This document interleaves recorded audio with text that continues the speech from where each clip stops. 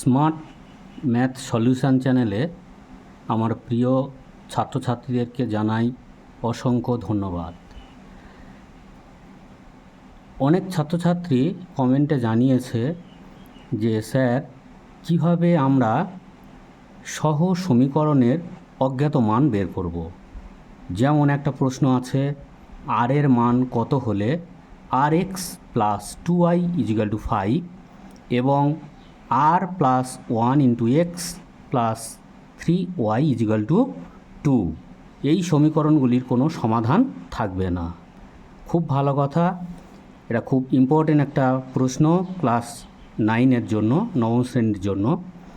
তা এখানে আমি একটা সূত্র অ্যাপ্লাই করেছি। দেখো, সবাই মনোযোগ সহকারে ভিডিওটি দেখবে, তাহলে দেখবে সবই ভালোভাবে বুঝতে পারবে।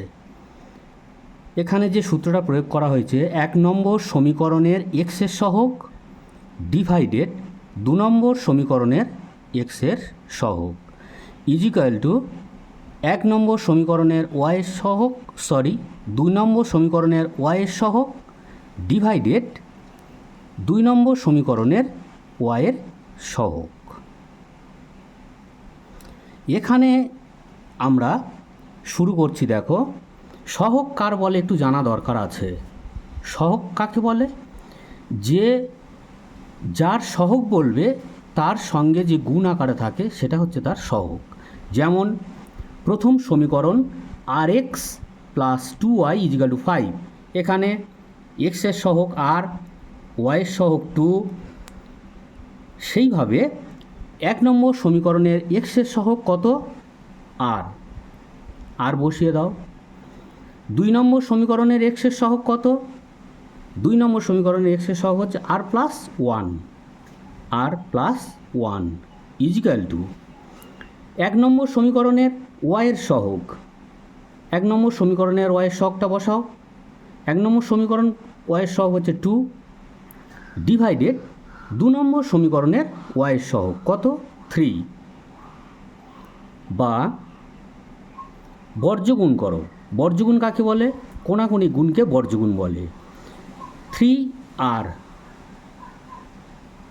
ইজিক্যাল টু 2r প্লাস 2, বা আরগুলো সব এক সাইডে করো। 3r মাইনাস 2r, যেহেতু ইজিক্যাল টু রেপারে আছে, ওখান থেকে বাম দিকে নিয়ে আসলে কি হয়? প্লাস ছিল মাইনাস, ইজিক্যাল টু 2, বা 3r থেকে 2r বাদ দিলে কত আর থাকে? r is equal to 2। এই হলো আর এর মান। অতএব আর এর মান 2 হলে সমীকরণ